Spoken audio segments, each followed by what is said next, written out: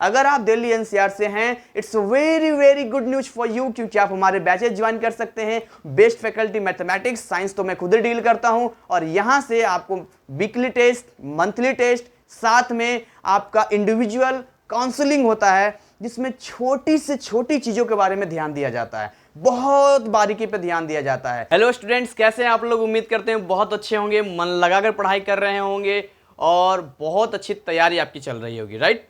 Today we are solving 2016 question paper, और 2016 का जो क्वेश्चन पेपर हम सोल्व करने वाले हैं मजेदार तरीके से सोल्व करेंगे, क्योंकि जिन्होंने भी 2020-21 वाला लेटेस्ट पेपर मेरे साथ सोल्व किया होगा उन्हें बहुत सारे कंसेप्ट क्लियर हो गए होंगे। और अभी 2016 का अभी हम करेंगे, मैं उसका ऑब्जेक्टिव क्वेश्चंस देख रहा था, इतना आसान ऑब्जेक्टिव क्वेश्चंस है कि आप कहेंगे ओ माय गॉड, ये तो मैं यूं चुटकियों में कर सकता हूं, राइट? तो यहां पर जो है अभी कॉपी पेन लेके आपको तैयार हो जाना है, क्योंकि जैसा कि मैंने बोला है आपको इंडिपेंडेंट रहना है, यानी कि किसी पे डिपेंडेंट नहीं रहना है। इसके लिए बहुत जरूरी है अपनी मजबूती अपने साथ चलना, इसके लिए बहुत जरूरी है आपको खुद से सोल्व करना।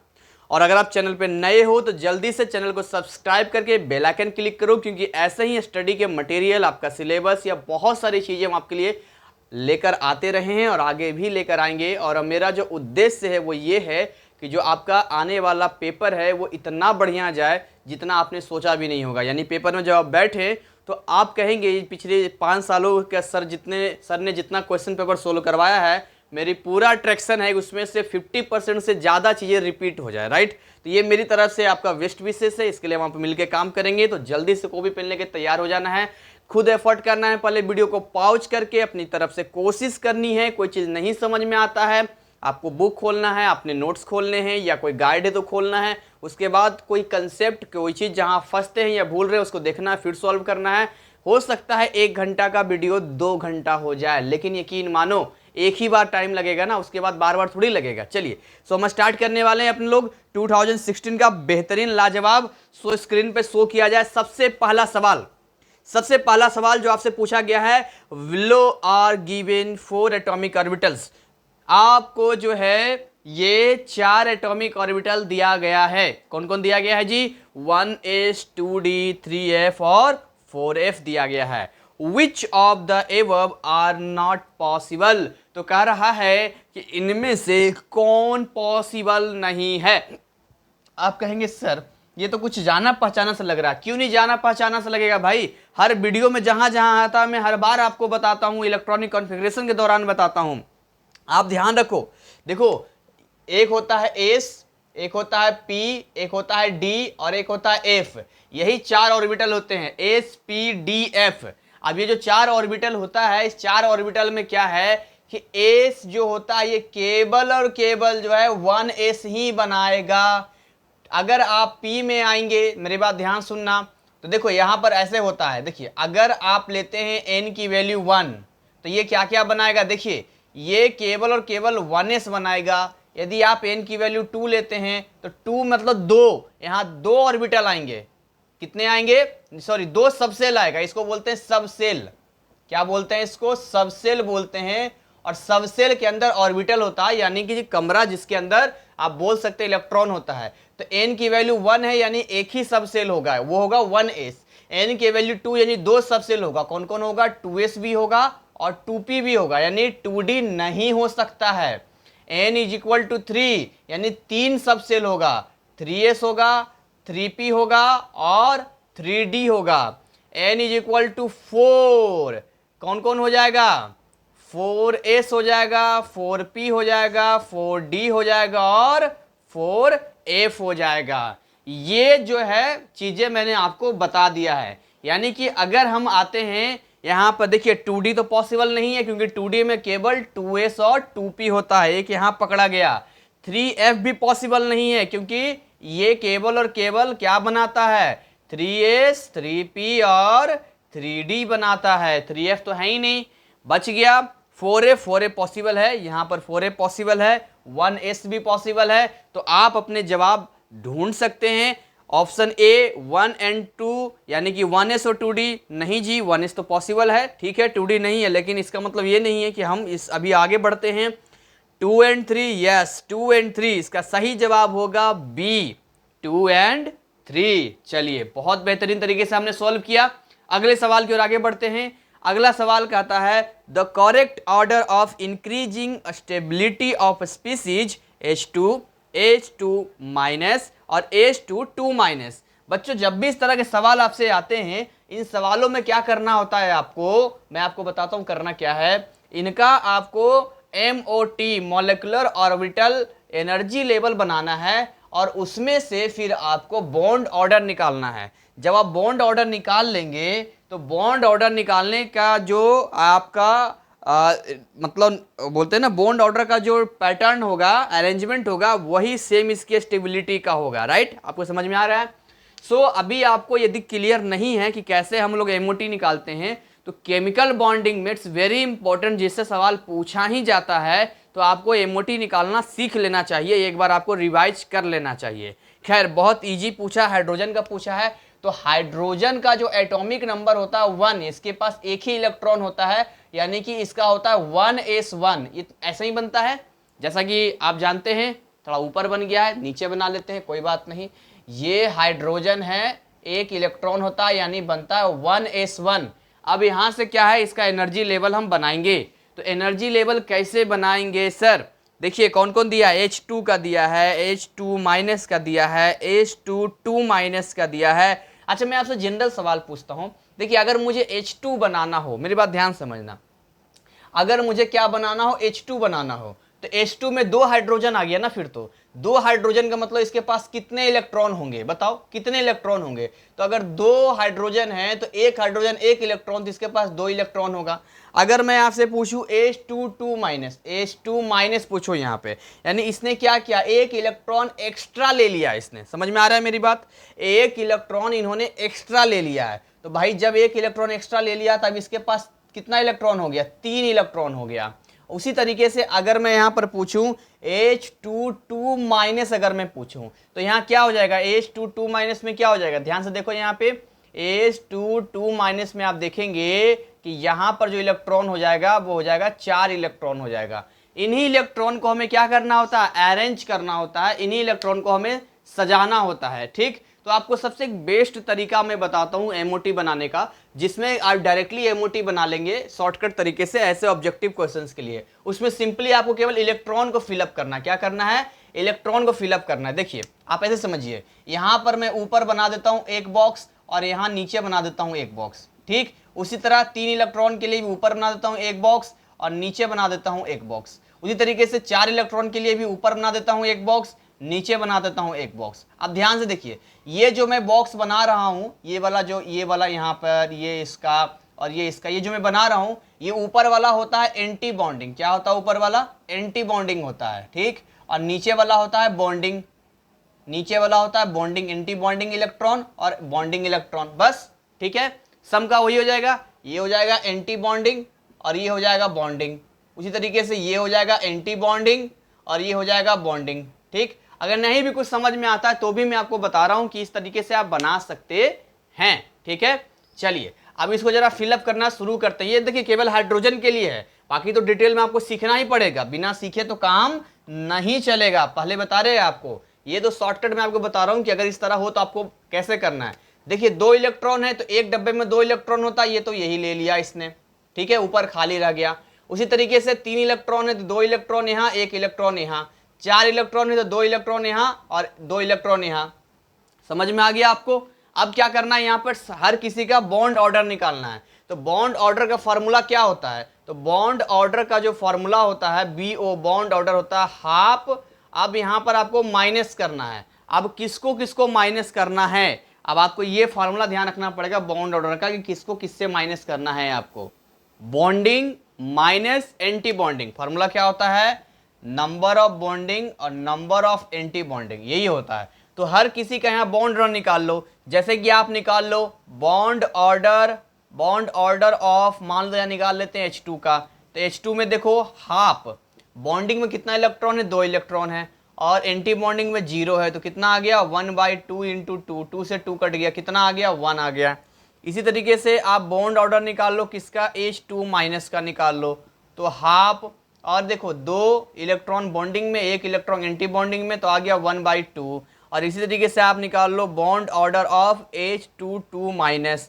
तो यहाँ पर कैसा निकल जाएगा H22 माइनस का, यहाँ पर बताओ कैसा निकलेगा, हाफ, और यहाँ देखो 2 माइनस 2 यानी आ गया ये 1/2 इंटू 0, तो 0 आ गया।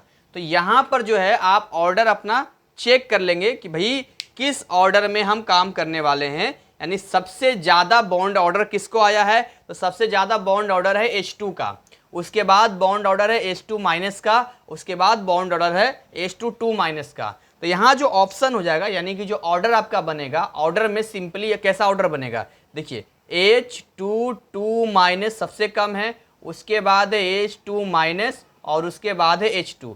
तो ये पैटर्न आपको मिल गया पैटर्न आपको। तो ये केवल हाइड्रोजन केस में बताया, लेकिन अगर आप ऊपर बढ़ेंगे यानी हाइड्रोजन से ऊपर बढ़ेंगे तो ये वाला ट्रिक आपको काम नहीं आएगा, फिर आपको डिटेल में यहाँ बनाना पड़ेगा। ठीक है, यहाँ तो शॉर्टकट बता दिया, इलेक्ट्रॉन ढूंढ लो जी। इलेक्ट्रॉन ढूंढने के बाद यहाँ 3 इलेक्ट्रॉन क्यों हो गया था, 2 तो इसके पास था, 1 एक्स्ट्रा लिया था, यहाँ 2 तो पहले था, 2 एक्स्ट्रा लिया था, 4 इलेक्ट्रॉन। तो बॉन्डिंग एंटी बॉन्डिंग, सोचो अगर 5 इलेक्ट्रॉन होता तो क्या करते, 6 इलेक्ट्रॉन तो क्या करते, फिर ये वाला इससे भी बड़ा करना पड़ता ना, तो वो आपको सीखना पड़ेगा जाएगा। चलिए आगे बात करते हैं, यानी ऑप्शन ए यहाँ पर करेक्ट है। सवाल नंबर 3 पे हम लोग बात करते हैं, तीसरे सवाल पे हम लोग आते हैं। तीसरा सवाल क्या कहता है, तो थर्ड क्वेश्चन जो आपके सामने है, थर्ड क्वेश्चन कहता है the molarity of the solution containing 32 gram methanol CH3OH in 250 ml solution is. बच्चों इसको खुद से आपको सॉल्व करना है, वीडियो पॉज कर लो, वीडियो पॉज करने के बाद पहले पूरी बात सुन लो, फिर वीडियो पॉज करना। आपको क्या करना है, यहाँ पे सबसे पहले तो आपको मोलारिटी के बारे में जानना है। अगर आपको मोलारिटी नहीं मालूम है तो मैं आपको बता देता हूँ, नोट कर लो। मोलारिटी होता है number of moles of solute, और नीचे होता है volume of solution in litre, right, यानी कि जो आपका ml में दिया उसको आप लीटर में कन्वर्ट कर देना, और नंबर ऑफ मोल्स आप निकाल लेना। नंबर ऑफ मोल्स कैसे निकलता है, तो नंबर ऑफ मोल्स निकालने के लिए क्या होता है, जो गिवन मास होता है नीचे मॉलिक्यूलर मास, यानी कि इस फॉर्मूले में से देख लेना कौन कितना ग्राम आता है, उसको जोड़ लेना, उसके बाद इसको पुट करके अब वीडियो पॉज करो, अब बनाओ। चलिए, मैं उम्मीद करता हूं आपने इसको ट्राई किया होगा, आपने मोलारिटी को निकाला होगा। एक मोलालिटी होता है, एक मोलारिटी होता है। यहाँ पर पूछा है मोलालिटी पूछता तो वहां पर फिर क्या हो जाता, वहां पर फिर मुझे केजी में लेना पड़ता, नीचे केजी में लेना पड़ता, सॉल्वेंट का मास लेना पड़ता है यहाँ पे। बट वहां पर वो ये चीजें नहीं है, नंबर ऑफ मोल्स और नीचे सॉल्यूशन का लेंगे। तो आपको मैं पहले बता दूं कि एक इंपॉर्टेंट पॉइंट मोलालिटी भी नोट कर लो, क्योंकि मोलालिटी से भी क्वेश्चन आपका आ सकता है। तो मोलारिटी तो हम बात कर रहे हैं, और दोनों के जो वो होता है, क्या बोलते हैं, सिंबल होता है, दोनों में फर्क होता है, कैपिटल M मोलारिटी होता है। तो क्या क्या चीजें लिखा है पहले लिख लेते हैं। देखिए, मोलारिटी का जो फॉर्मूला होता है बच्चों, वो होता है number of moles of solute upon, उसके बाद क्या होता है, नीचे क्या होता है, volume of solution in litre, litre में होता है। ये आपको ध्यान रखना है। This is the formula of molarity, ये है मोलारिटी का फॉर्मूला।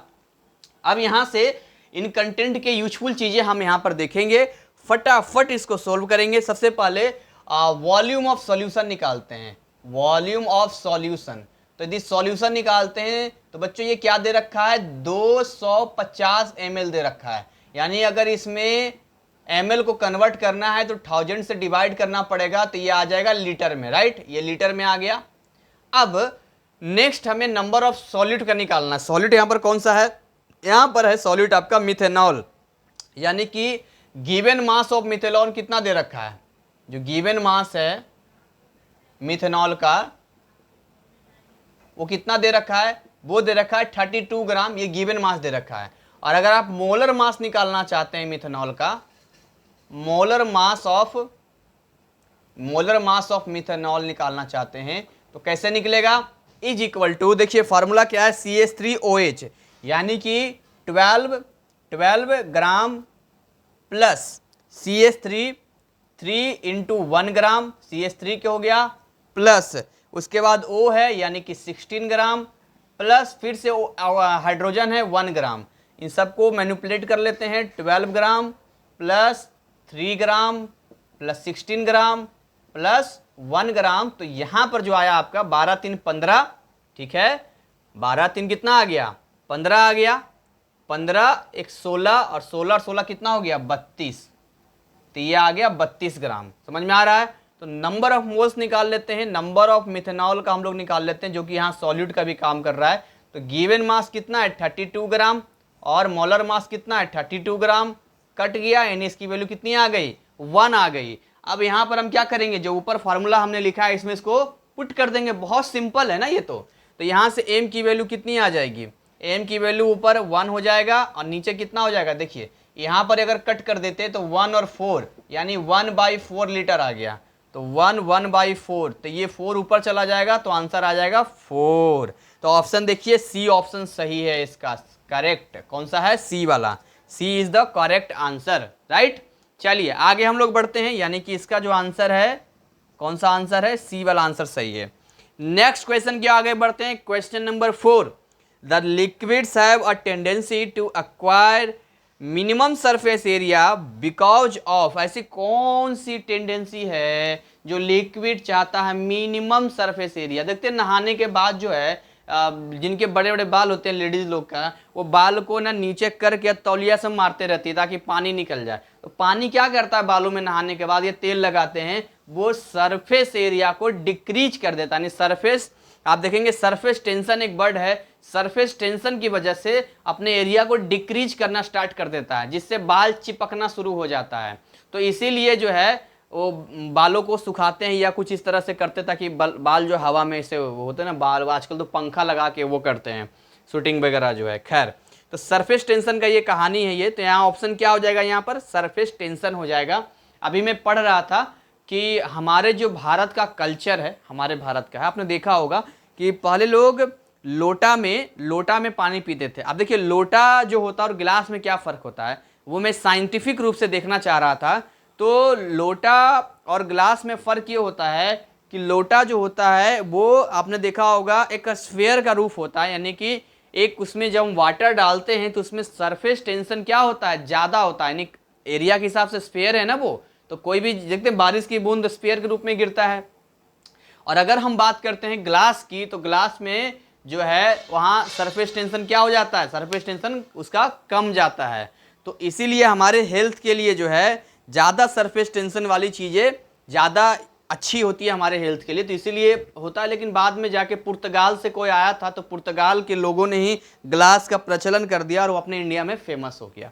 खैर कोई नहीं, ये तो हमारा देश का कल्चर है। सौभाग्य की बात है कि मसाले देखेंगे तो आयुर्वेदिक है, हमारा रहन सहन स्टाइल देखेंगे तो बड़े बड़े बीमारियों से हम बच जाते हैं। तो अपने देश के कल्चर को हमें मजाक नहीं उड़ाना है, जो भी हमें पूर्वजों ने दिया है वो बड़े साइंटिफिक रूप से दिया है और हमें उसमें ज़िंदगी हम जी रहे हैं। देखते हैं हम बारिश भी बर्दाश्त कर लेते हैं, ठंडी भी बर्दाश्त कर लेते हैं, गर्मी भी बर्दाश्त कर लेते हैं, क्योंकि हमारे अंदर जो इम्यूनिटी पैदा किया गया है, हमारे पूर्वजों का जो डीएनए है वो इतना बढ़िया से किया गया कि आज भी वो चीज़ें हमारे पास है। तो ऐसी चीज़ें हमें खान पान का विशेष ध्यान रखना। आप लोगों में सजेस्ट करता हूँ, एग्जाम का टाइम है, अच्छे से खान पान रखना, अच्छे से अपने आप को रखना है। खाली आगे बढ़ते हैं हम लोग। तो विस्कोसिटी था ऑप्शन में, कंप्रेसिबिलिटी था, कैपिलरिटी था, सरफेस टेंशन था, डी सरफेस टेंशन हो जाएगा।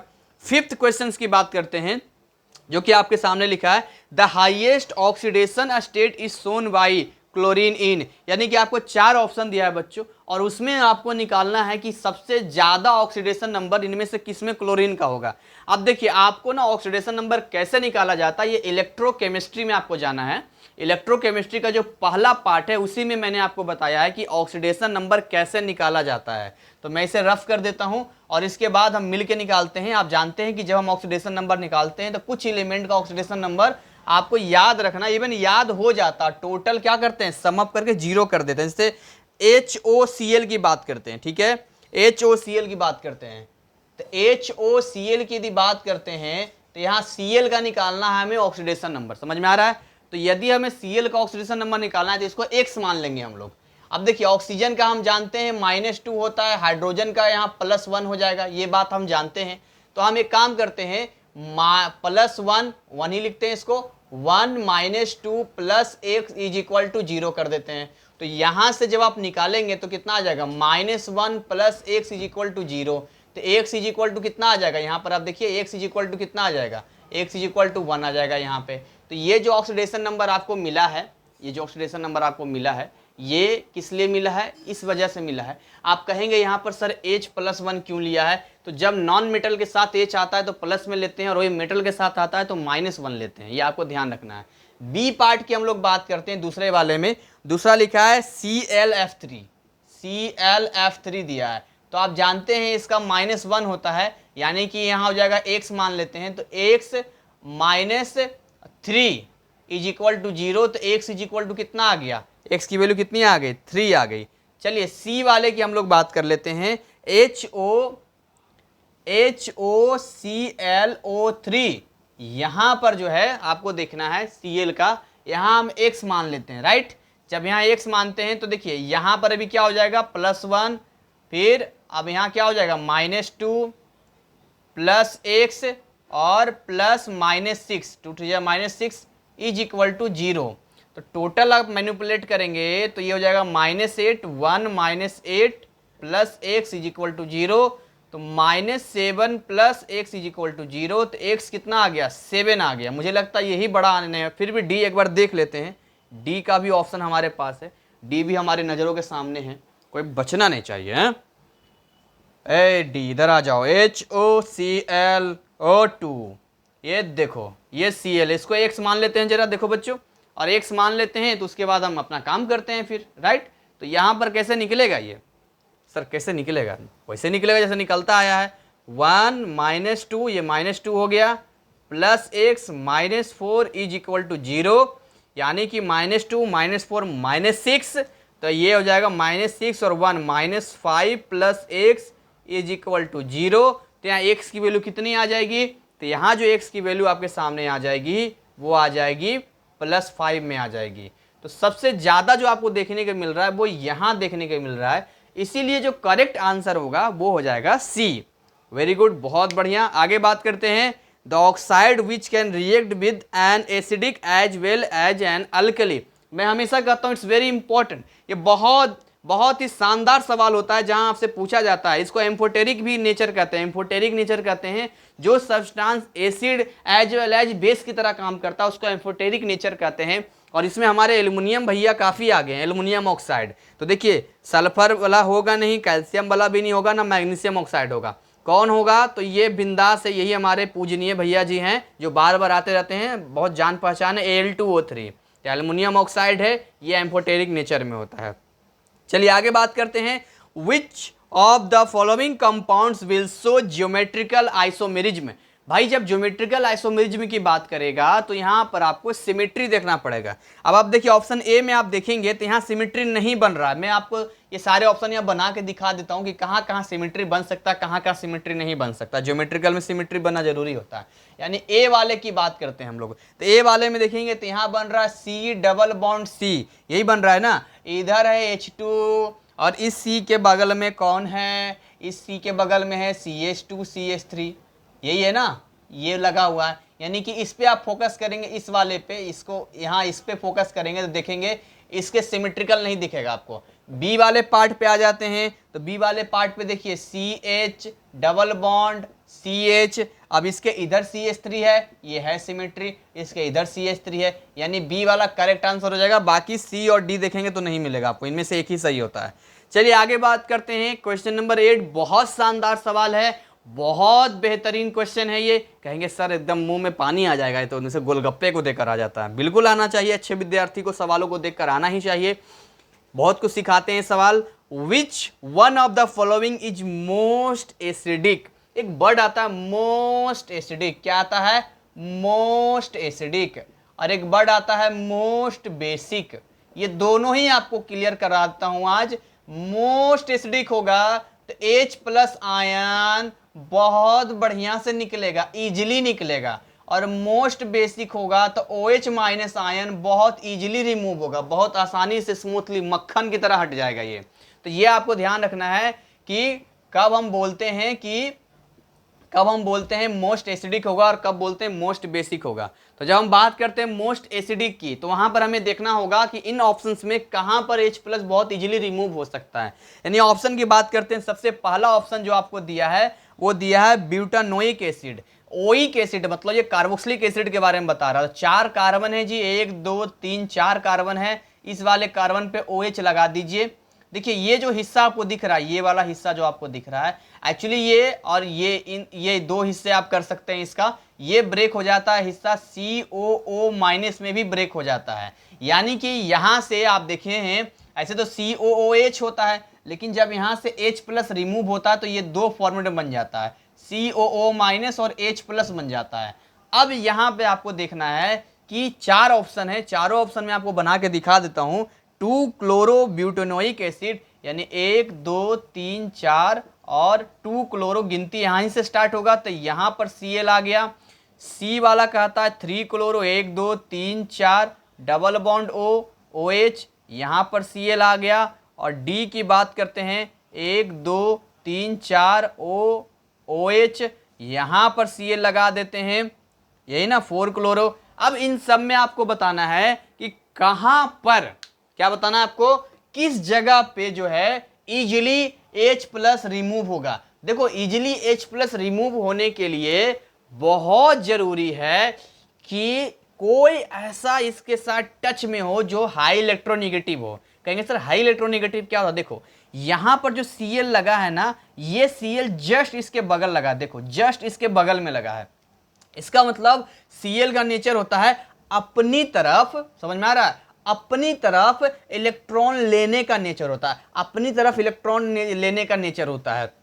तो यहां, और जबकि ये वाला Cl देखो यहां पर आ गया है, वही ये वाला Cl यहां आ गया है, लेकिन केवल यही एक कंडीशन है बंधु जहां पर ये दूसरे नंबर पे आ रहा है। और यहां से इस ग्रुप को बहुत इजीली इसको COO माइनस में और H प्लस में बनाने में सक्षम में बोल सकते हैं। यहाँ इलेक्ट्रॉन का रिमूवल आसानी से हो सकता है, यहाँ H प्लस निकल सकता है। इसीलिए यहां पर जो आपका करेक्ट आंसर है वो बी वाला है, यानी कि 2 क्लोरो ब्यूटेनोइक एसिड। ये कुछ चीजें आपको ध्यान देना है, राइट। चलिए आगे बात करते हैं, अगले सवाल क्वेश्चन नंबर 9 की बात करते हैं। बड़ा नन्ना मुन्ना प्यारा सवाल है, which of the following is not correct for detergent. अच्छा पहली बार जब पढ़ते हैं ना तो ये वाला ना नॉट वाला वर्ड आंखों के सामने हम बोलते भी हैं, लेकिन ना ये माइंड में एक्सेप्ट नहीं होता है। हमें लगता है which of the correct for detergent, हमें लगता है कौन करेक्ट है। नहीं, ये कंफ्यूज कर देगा। 4 ऑप्शन है, 4 ऑप्शन में एक कोई ऐसा ऑप्शन होगा जो डिटर्जेंट पाउडर के लिए करेक्ट नहीं होगा। पाउडर नहीं, डिटर्जेंट के लिए, वही डिटर्जेंट पाउडर हो गया।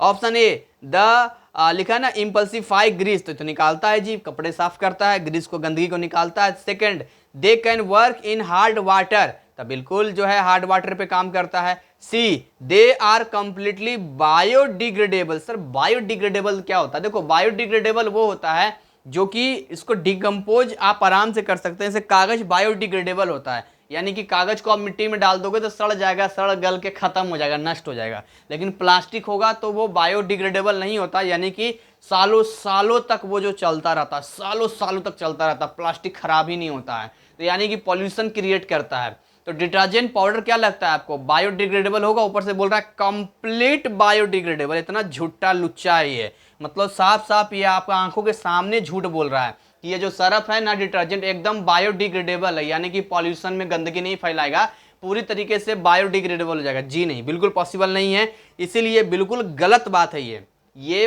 कंप्लीटली बायोडिग्रेडेबल हो ही नहीं सकता है डिटर्जेंट, क्योंकि उसका स्ट्रक्चर ही ऐसा है, उसके अंदर फॉर्मूला ही ऐसा होता है। तो आपको चोर मिल गया, ये है सी।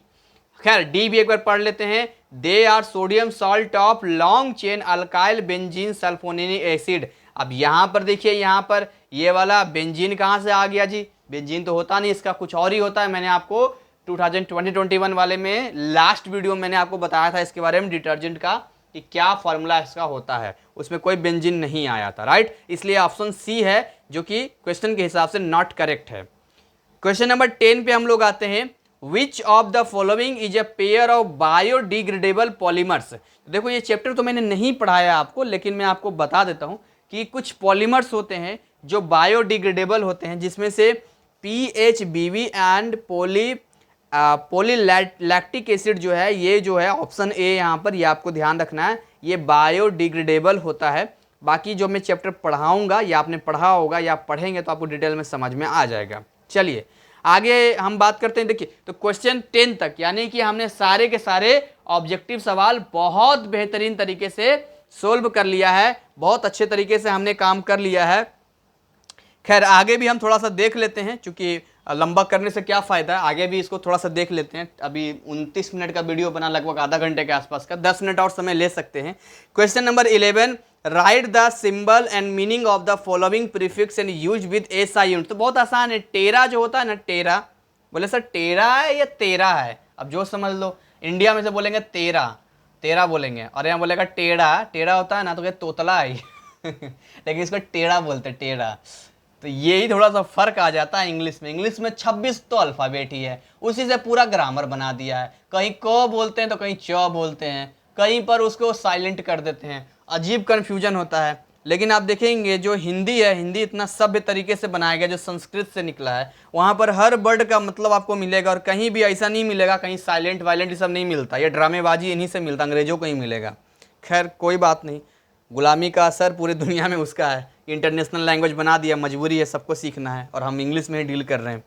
चलिए, तो यहाँ बात करते हैं टेरा और पीको की बात करते हैं। तो देखिए, अगर हम बात करते हैं प्रीफिक्स की, तो प्रीफिक्स कौन सा है? अगर हम प्रीफिक्स की बात करते हैं यहाँ पे, और यहाँ पर सिंबल की बात करते हैं, और यहाँ पर जो है मीनिंग की बात करते हैं। तो प्रीफिक्स में देखिए, सबसे पहले क्या है? टेरा, और ये क्या है? पीको। तो सिंबल की बात करते हैं, ये हो गया कैपिटल टी, ये हो गया पी आपका हो गया। इसका मीनिंग 10 की पावर 12 होता है, ये 10 की पावर -12 होता है, ये आपको ध्यान रखना है, ठीक है। और भी कुछ सिंबल्स हैं जिसको आपको देखना है, कुछ चीज़ें होती है उसको आप देख लेना सिंबॉलिक में। आगे बात करते हैं, जैसे नैनो होगा तो -9 कर देना, माइक्रो होता है तो -6 होता है, मिली होता है तो -3 होता है, ये सब ध्यान रखना है आपको।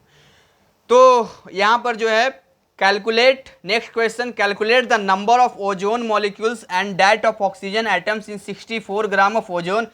ठीक ऐसा ही एक ऑब्जेक्टिव क्वेश्चन पूछा था आपसे 2020-21 में, वो शायद किसका था? SO2 या SO3 या S8 ऐसे कुछ था, सल्फर से रिलेटेड ही था, जिसमें से मॉलिक्यूल था लेकिन एटम के बारे में पूछ रहा है। ऐसे सवाल आपसे अक्सर पूछे जाते हैं, जहां जैसे देखो यहाँ पर क्या पूछ रहा है, ये ओजोन, क्वेश्चन नंबर 12 ओजोन की बात करता है। तो बच्चों ओजोन का फार्मूला क्या होता है? O3। तो O3 वैसे एक मॉलिक्यूल है, अगर ऐसे बात करें तो सिंगल मॉलिक्यूल है, ये सिंगल मॉलिक्यूल है। लेकिन अगर एटम की बात करेंगे तो इसमें 3 एटम्स है, 3 एटम्स ऑफ ऑक्सीजन है। ऑक्सीजन के 3 एटम होते हैं, यानी कि अगर मॉलिक्यूल का आंसर निकलेगा तो उसमें 3 से मल्टीप्लाई करना पड़ेगा, तब जाके आपका निकलेगा इसका।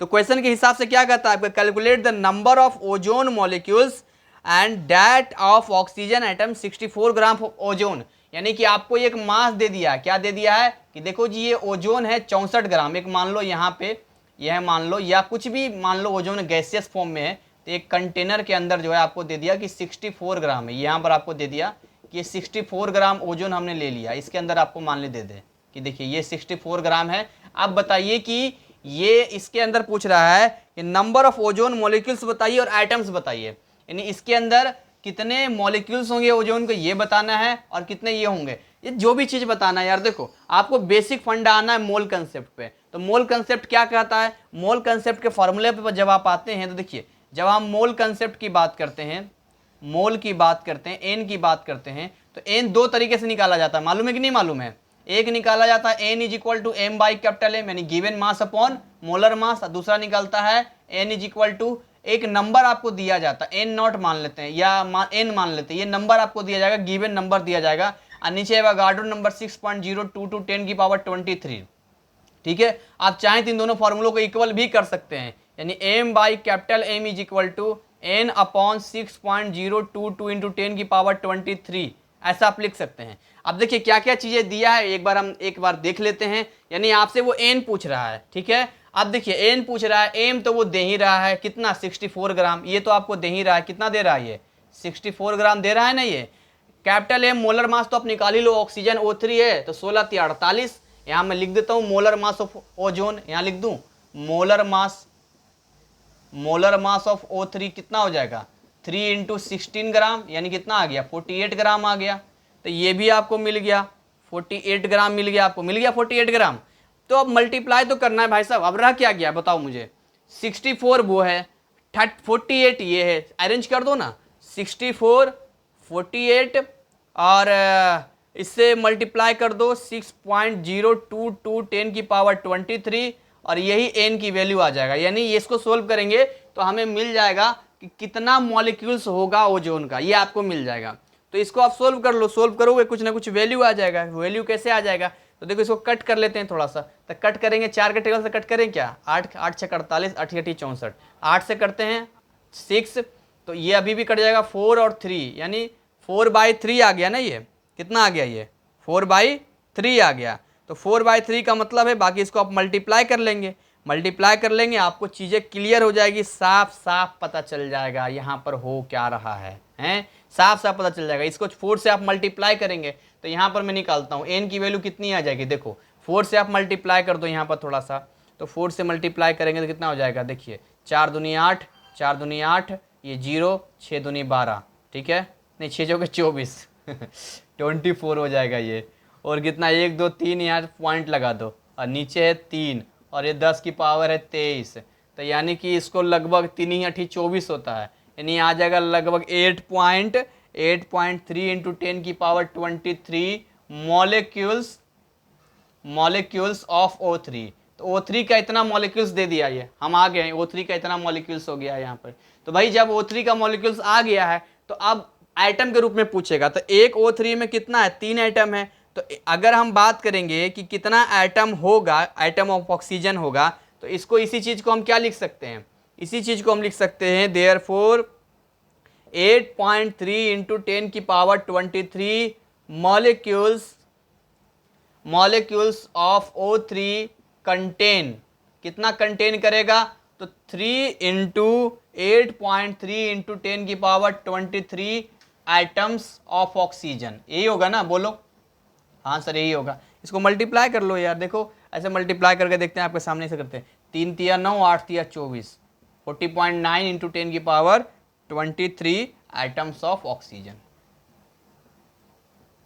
इसको और चाहो तो ऐसा कर दो, 2.49 मल्टीप्लाई, ये पावर बढ़ जाएगा 24 एटम्स ऑफ ऑक्सीजन, क्योंकि ये जो है साइंटिफिक नोटेशन में होना जरूरी होता है। तो ये आंसर आ गया आपका। तो ऐसे करके कुछ छोटे छोटे सवाल होते हैं जो आपको सॉल्व करने होते हैं। चलिए आगे बात करते हैं। स्क्रीन पे अगला सवाल दिखाया जाए, question number 13, mention 4 characteristics properties of ionic compound. तो बच्चा वाला सवाल पूछ दिया, 10th क्लास में पूछता है कि आयनिक कंपाउंड का प्रॉपर्टीज बताओ, ये आपसे पूछ दिया है। तो ये आयनिक कंपाउंड क्या होता है, जो आयन से बनता है, जैसे NaCl, NaCl क्या होता है, एक प्लस होता है एक माइनस होता है, जो आयन से मिलकर कंपाउंड बनता है जिसमें कंप्लीट ट्रांसफर ऑफ इलेक्ट्रॉन होता है। क्या होता है, कंप्लीट ट्रांसफर ऑफ इलेक्ट्रॉन होता है, उसको आयनिक बोलते हैं। तो कंप्लीट ट्रांसफर ऑफ इलेक्ट्रॉन होता है तो बॉन्डिंग बड़ा जबरदस्त बन जाता है, जिससे कुछ चीजें आपको देखनी है, जैसे Na+ और Cl-। Na ने कंप्लीटली इसको एक इलेक्ट्रॉन दिया है, तभी तो बेचारा Na+ हो गया, Cl- हो गया। तो इन दोनों का जब कंपाउंड बनता है तो बनता है NaCl। बॉन्डिंग बड़ी जबरदस्त होती है, और जबरदस्त बॉन्डिंग की वजह से क्या होता है, इसका मेल्टिंग पॉइंट और बॉइलिंग पॉइंट क्या होता है, ज्यादा हो जाता है, हाई हो जाता है। खैर आंसर भी आप देख लीजिए, आपको दिख रहा होगा, they exist as crystalline solid, hence they are hard and brittle, यानी कि हार्ड होते हैं, अगर मारेंगे तो टुकड़ों टुकड़ों में टूट जाएगा, ब्रिटल होता है। Second, they are generally soluble in water but less soluble in non polar solvent such as alcohol and ether. Alcohol ether में उतने सॉल्युबल नहीं होते, मतलब घुलते नहीं है यार देसी भाषा में, और सॉल्युबल मतलब पानी में अच्छे सॉल्युबल हैं ये। Third, they have high melting in boiling point. तो क्या होता है, मैंने पहले बता दिया, melting in boiling point high होता है। And they conduct electricity when the aqueous solution और इन मोल्टन स्टेट। बिल्कुल करेंगे जी, क्योंकि ऑब्वियसली देखो किसी भी बीकर में आप ले लेंगे, किसी भी बीकर में ले लेंगे तो ब्रेक कर जाएगा Na+, Cl-, Na+, Cl-, Na+, Cl-। तो ये माइनस मतलब एक्स्ट्रा इलेक्ट्रॉन है ना, तो ये क्या करेगा, इलेक्ट्रिसिटी कंडक्ट कर देगा। तो इसके लिए आपको या तो लिक्विड लेना पड़ेगा या तो मोल्टन स्टेट में लेना पड़ेगा। तो कुछ चीजें थी जो आपको ध्यान रखनी है। अब आप मेरी तरफ से एक इंपॉर्टेंट पॉइंट डालो, कोवैलेंट बॉन्ड का डालो, कोवैलेंट बॉन्ड यानी same mention 4 characteristic properties of covalent compounds डाल दो, क्योंकि हो सकता है ये पूछ सकता है, आयनिक जान गए तो कोवैलेंट का भी कुछ एक्स्ट्रा काम भी साथ साथ किया करो, ऐसा नहीं कि एकदम जो दिया उसी पे केवल रहना है। चलिए आगे बात करते हैं। State the wrong assumptions of kinetic theory of gases which led to van der Waals equation. 2 नंबर का सवाल है और ये आपसे पूछा है कि ऐसे कौन कौन से रॉन्ग एजम्पशंस थे, कौन कौन सी 2 ऐसी चीजें थी जो हमें ऐसा लगता था, हमने बाद में पता चला ये तो गलत था यार, आइडियल तो कुछ होता ही नहीं है। तो सबसे झूठी 2 बातें कौन सी बताई गई थी, एकदम देसी भाषा में बता रहा हूँ, ऐसी कौन सी 2 झूठी बातें थी जो हमें पढ़ाया गया, यानी कि ये डाला गया, किसमें डाला गया, assumptions kinetic theory of gases में डाला गया काइनेटिक थ्योरी का मतलब क्या है, काइनेटिक एनर्जी कब आती है, जब कोई मूव करता है, दौड़ता है, घूमता है, तो जब गैसेस किसी भी कंटेनर में लेते हैं तो मूव करना शुरू करता है, उसमें काइनेटिक एनर्जी आता, तो उसी पर आता है काइनेटिक थ्योरी ऑफ गैसेस। अगर आपको नहीं मालूम है तो आप गैसियस स्टेट में जाके इसको देखिए, समझिए, अभी भी आपके पास वक्त है, टाइम है, वरना टाइम के पास भी टाइम नहीं होगा कि आपको जो है एग्जाम में पास करवा दें। देखिए, दो एजम्पशन, सबसे पहला झूठी बात जो था, सबसे पहला झूठी बात जो है वो है कि there is no force of attraction between the molecules of gas. दुनिया का सबसे बड़ा झूठ इन्होंने बोला कि कोई भी फोर्स ऑफ अट्रैक्शन नहीं लगेगा मॉलिक्यूल्स ऑफ गैस के बीच में, जबकि ऐसा नहीं होता है। एक कंटेनर के अंदर लेते हैं तो ये यहाँ पर ये गड़बड़ कर दिया था यहाँ पे, ये सबसे झूठी बात है। ये हम भी ऐसे हम मतलब मान के चलते हैं कि चलो जीरो मतलब फोर्स ऑफ अट्रैक्शन होगा, बट ऐसा नहीं होता है, कुछ ना कुछ तो लगेगा ही लगेगा। और second, volume of the molecules of a gas is negligibly small in comparison to the space occupied by the gas. और सबसे दुनिया का दूसरा झूठ जो बोला गया, ये बोला गया कि कोई बर्तन में आप गैस लेंगे तो गैस कोई भी वॉल्यूम नहीं लेगा, यानी वॉल्यूम उसका इतना कम होगा कि मान लो कि हम ऐसा लेते हैं ना, कैसे लेते हैं, जैसे 2 यानी हाइट, ब्रेथ और लेंथ 2 लेते हैं तो 8 हो गया ये, यानी 8 सेंटीमीटर क्यूब लेते हैं वॉल्यूम। अब ये 8 सेंटीमीटर क्यों छोड़ो, मान लो हम एक बोतल लेते हैं, 1 लीटर का बोतल लेते हैं, कितना लेते हैं, 1 लीटर का कोई बोतल ले लेते हैं। अब 1 लीटर के बोतल में वहाँ गैस डाल दिया, अभी भाई साहब कह रहे हैं कि नहीं नहीं अभी भी 1 लीटर ही है, गैस डालने के बाद भी 1 लीटर ही जगह इसके अंदर। आप कहेंगे महाबेवकूफ़ आदमी हो यार, कैसे 1 लीटर हो सकता है, बताओ, मतलब 1 लीटर का तो बोतल ही है, उसके अंदर हमने गैस भी भर दिया। अरे कुछ तो लिया होगा, कुछ तो स्पेस लिया होगा, नहीं नहीं। तो ये दो झूठ जो है आपको ये पूछा है इसमें, जो आपने जवाब दिया। चलिए आगे सवाल की बात करते हैं, क्वेश्चन नंबर 15 की बात करते हैं। कहता है differentiate between bond dissociation enthalpy and bond enthalpy. देखिए ये थर्मोडायनेमिक्स का है, आपको जाना है थर्मोडायनेमिक्स में, देखना है।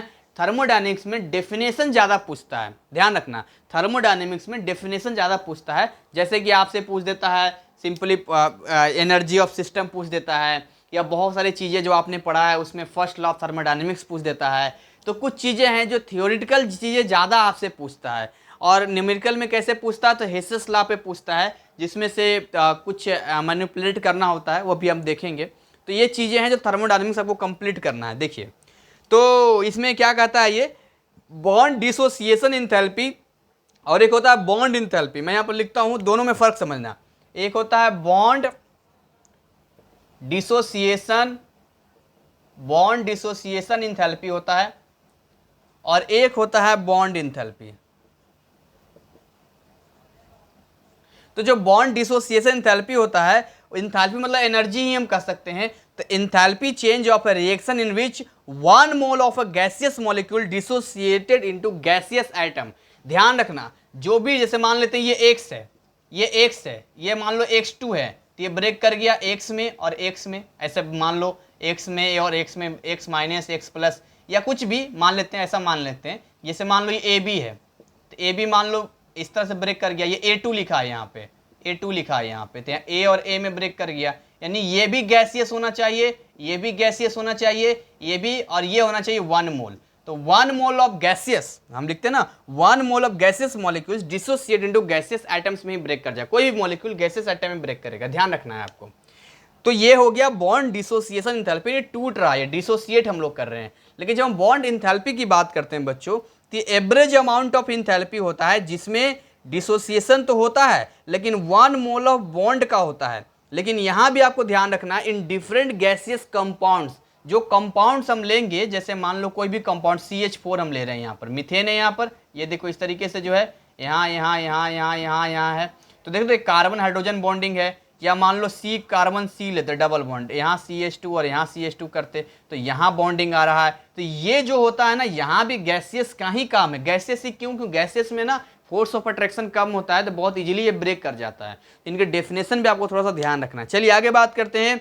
ओहो भाई साहब आ गया, वही देखो फिर से आ गया, define buffer solution, state it's 2 applications in our body fluids. ये देखो आ गया ना ये बफर सॉल्यूशन। तो ऐसा लगता है, मुझे पता है, सच बताऊं, जब भी बफर देखता हूं ना, मुझे गांव का सीन याद आता है, बफेलो याद आ जाता है, जहां पर तालाब में भैंस को नहलाया जा रहा है। पता नहीं क्यों मुझे ऐसा ध्यान, जैसे व्हीटस्टोन ब्रिज फिजिक्स में बताया था ना, मुझे आता है पहली बार में कि कोई मतलब पत्थर उत्तर होगा जहां से वो मशीन उसीन टाइप का होगा, जहां गेहूं को पीसा जाता होगा, पर ऐसा कुछ मिला ही नहीं मुझे। चलिए यहाँ बात करते हैं। देखिए बफर सॉल्यूशन वही होता है जो अपने आप में रेजिस्ट यानी पीएच को चेंज नहीं होने देता है। अगर उसमें एसिड या बेस आप मिला भी देंगे तब भी अपने पीएच को मेंटेन करके रखेगा। तो क्या बोलेंगे, buffer solution are those solutions that resist a change in pH on adding a small amount of an acid या बेस। जैसे कि आप पीएच ऑफ सलाइबा जो कि 6.8 होता है, मुंह का 6.8 होता है, अब ये मेंटेन करके रखता है। कितना भी खट्टा खा लीजिए, कितना भी कड़वा खा लीजिए, ऐसा नहीं है कि आप कोई बेस खा लेंगे, बेकिंग सोडा खा लेंगे तो ये 7 हो जाएगा, 8 हो जाएगा इसका पीएच, और बहुत ज़्यादा एसिड खा लेंगे, सिरका पी लेंगे तो इसका सीधे 3-4 हो जाएगा। ऐसा नहीं होता है, ये अपने रेजिस्ट करता है। And the oxygen carrying capacity of haemoglobin in our blood depends upon pH which is maintained very close to 7.4। क्योंकि अपने हमारे बॉडी के ऊपर पूछा था इसलिए दोनों आंसर आपको देने, सलाइवा का देना है, बॉडी का देना है। जो ब्लड होता है 7.4 पीएच मेंटेन करके चलता है। नहीं तो कुछ भी बाहर समोसा में कुछ एसिड खा लेते हैं या बेस खा लेते हैं, घर में आते ही बेहोश हो जाते, कहता क्या हुआ तो इसका ब्लड का पीएच बदल गया है। बोले कोई पीएच नहीं बदलेगा, इसलिए ऊपर वाले ने सोचा ऐसा इसका ब्लड बना दो कि इसको जो है अगर कुछ खा भी ले तो मरे नहीं। कितने बारीकी से शरीर बनाया गया है, यानी पूरा बफर सॉल्यूशन दिया गया। बोले कोई बात नहीं बेटे, खा भी लोगे तुम्हारे जो ब्लड के अंदर ऐसा फंक्शन हमने दे दिया है कि वो पीएच को क्या करेगा, मतलब मेंटेन कर लेगा, यानी कि चेंज नहीं होने देगा। राइट, तो चलिए क्वेश्चन नंबर 16 तक हमने देख लिया। सो बच्चों यहीं तक इस पड़ाव में हम रहते हैं। बाकी 30 क्वेश्चंस होते हैं, 30 क्वेश्चंस ही होंगे। मैं एक बार फिर भी देख लेता हूँ टोटल कितने हैं, 25, उसमें तो 30 था, इसमें भी शायद 30 ही होना चाहिए जी। 30 क्वेश्चन है, यानी कि 16 तक हम पहुंच गए हैं। एक अगले पार्ट और होगा जिसमें मुड़ा देंगे, एकदम से बिंदास तरीके से सॉल्व कर देंगे। तो ऐसे ही आपको पढ़ना है, मन लगा के पढ़ना है। अभी आप देखो, मैं अभी क्वेश्चन पेपर का सोल्यूशन अभी बनाया मैंने, और फिजिक्स वाला वीडियो पेंडिंग में चला गया। तो मैं इतना प्रेशर महसूस कर रहा हूँ यार, आपके लिए फील कर रहा हूँ। क्यों आपके लिए फील कर रहा हूँ? क्योंकि मैं चाहता हूँ आपका सिलेबस सही टाइम पे मतलब वो करवा दूँ। मुझे हमेशा अजीब सा लगता रहता है कि मैं फिजिक्स का सिलेबस पूरा अभी तक नहीं करवाया। मतलब इस तरह का एक जिम्मेदारी, रिस्पॉन्सिबिलिटी मुझे लगती है। मैं यही सोच के चलता हूँ कि अगर एक स्टूडेंट भी मेरे साथ कंट्रीब्यूट कर रहा है कि सर मैं जो है आपके चैनल से पढ़ाई कर रहा हूँ या पढ़ाई कर रही हूँ, तो मेरी जिम्मेदारी उतनी ही बढ़ जाती है जितना कि 1000 या 100 स्टूडेंट के लिए होता है। जीवन, अगर एक विद्यार्थी के जीवन में भी मेरे जरिए बदलाव आता है तो मैं समझता हूँ ये मेरा सारा मेहनत बिल्कुल सही जा रहा है। और मेरा जो है ना, मुझे भी बड़ा अच्छा लगेगा। ये मेहनत केवल और केवल इसलिए ताकि किसी के जीवन में कोई बदलाव आ सके। पैसा अपनी जगह है यार। अगर मैं ये सोचता कि यूट्यूब पर है, मुझे किस चीज़ की दिक्कत है? ऑलरेडी मेरा कोचिंग सेंटर चलता है, बहुत बढ़िया चलता है, दिल्ली में बहुत बेहतर चलता है। किस चीज़ की दिक्कत है? लेकिन क्या एक जिम्मेदारी वाली बात आती है। अब मुझे डील करना होता तो मेरा एक और चैनल जीसीसी केमिस्ट्री, वो मेरा पेंडिंग में चल रहा है। वहाँ सीबीएसई के बच्चे डिमांड है कि वहाँ डालिए, लेकिन वहाँ ना डाल के मैं एनआईएस का डाल रहा हूँ, जबकि वो ऑलरेडी 4000 घंटा पहुंच भी गया है, मोनेटाइज हो भी, मतलब अब मोनेटाइज लगभग कुछ घंटे बच रहे, 10-20 घंटे बच रहे थे। वो मेरी लापरवाही से, क्योंकि मैं उसमें कोई सिलेबस दिया ही नहीं मैंने आज तक। जितना मैंने आपको सीरीज में करवाया उसमें नहीं करवाया, उसमें छिटपुट करवाया। एक वीडियो 24-24 हज़ार बार देखा गया। तो ये जो चीज़ें वहाँ पर गई, तो वहाँ पर तो मैंने कुछ सिस्टम दिया नहीं। लेकिन यहाँ पर एक जिम्मेदारी है। सीबीएसई के तो ट्यूशन मिल जाता है, कहीं भी सीबीएसई के टीचर मिल जाते हैं, लेकिन एनआईएस वाले बेचारे फंस जाते हैं। 2-3 सालों से मेरे साथ ये चीज़ें आ रही थी कि सर आप जो है बनाइए एनआईएस का, बनाइए एनआईएस का बनाइए। अब हम क्या करें, हमारे लिए कोई रास्ता ही नहीं बच रहा था। अब मैंने सोचा कि अगर हिंदुस्तान के अंदर मैं भी इसी बात से मैं अपनी जिम्मेदारी नहीं लूँगा बच्चों के लिए, और मैं भी अपना पल्ले झाड़ दूंगा, अब क्या फ़र्क पड़ता है यार? तुम मुझे जानते हो क्या? नहीं जानते। मैं तुम्हें जानता हूँ क्या? नहीं जानते ना। लेकिन क्या है, हिंदुस्तान के हैं हम लोग, ये मेरा घर है, हिंदुस्तान मेरा परिवार है। और कोई परिवार केवल सगे खून के परिवार ही नहीं होते हैं। ये अगर मैं एक टीचर हूँ तो मेरा परिवार है, जितने स्टूडेंट हैं, जितना मैं 11th-12th पढ़ाता हूँ, 19 सारे मेरे परिवार के हिस्सा हैं भाई। तो अगर मैं अपने परिवार के बारे में नहीं सोचूंगा एक मैच्योर पर्सन होकर एज ए टीचर रिस्पॉन्सिबिलिटी, तो फिर कैसे होगा? जो भी टीचर लोग अपनी रिस्पॉन्सिबिलिटी, नौकरी यानी सरकारी नौकरी होने पर भी सरकार का पैसा लेकर भी नहीं करते हैं, देश के साथ गद्दारी कर रहे हैं वो। और जो देखो प्राइवेट, मैं नहीं कह रहा सरकारी वाले सारे ऐसे होते हैं, बहुत टीचर हैं जो मैं भी पढ़ा हूँ, मेरे क्लास टीचर थे, बहुत ईमानदार थे, बहुत समझदार थे वो। राइट, एक मिनट रुकना, एक फोन आ रहा है। सो अब क्या है कि अभी क्या है, यहाँ पे मैं उसी जिम्मेदारी के साथ आपके आगे बढ़ रहा हूं और उसी जिम्मेदारी के साथ मैं इसको पूरा कर रहा हूं। तो जितनी रिस्पॉन्सिबिलिटी, जिम्मेदारी मैं फील कर रहा हूं ना, वो जिम्मेदारी, रिस्पॉन्सिबिलिटी आपको भी महसूस करना है। बच्चों मेहनत करो। देखो एक तो कहते हैं ना कि बारिश हो नहीं रही है, जमीन पूरा सूखा है, और कभी अगर बारिश हो जाए तो उसका फायदा उठाना चाहिए। बारिश को क्या करना चाहिए? बारिश के पानी को स्टोर करके रखना चाहिए, ताकि जब बारिश उस मौसम में जब प्यास लगे तो काम आ जाए। तो ऐसे ही एक तो आप, कई बच्चे मुझे पर्सनली मैसेज करते हैं कि सर इस तरह की दिक्कत है, इस तरह का चैलेंज है। मैं जानता हूँ से आप एनआईएस वाले हैं, बरसाती मेढक होते हैं आप लोग, हाँ बिल्कुल कड़वी बात है, सच बोलूँगा, आप लोग बरसाती मेढक होते हैं। और जो सीबीएसई वाले होते हैं वो 12 महीने पढ़ते हैं। तो कोई भी टीचर चाहता है उसका परमानेंट इनकम बना रहे। आप लोग को चाहिए एग्जाम से 2 महीने 3 महीने पढ़ने वाले बच्चे हैं, बहुत, सब नहीं लेकिन कुछ बच्चे हैं जो 3 महीने में पढ़ना चाहते हैं। 3 महीने में सर ये करवा दो, ये करवा दो, ये करवा दो। तो टीचर लोग भी सोचता है कि यहाँ एनर्जी क्यों वेस्ट करें, हम यहाँ एनर्जी वेस्ट करेंगे जहाँ पर हमें रेगुलर वे में पैटर्न चलता है सीबीएसई का। इसी वजह से एनआईएस के टीचर ऑफलाइन कम मिलते हैं लेकिन कम मिलते हैं। तो इसी जिम्मेदारी को मैंने महसूस किया और मैं आपके सामने हूं और आगे भी मेहनत करूंगा। इसी के साथ मैं अपनी वाणी को विराम देता हूं और अगले पार्ट में मिलेंगे। तब तक ऐसे ही हंसते खिलखिलाते मुस्कुराते रहें। जय हिंद, जय भारत।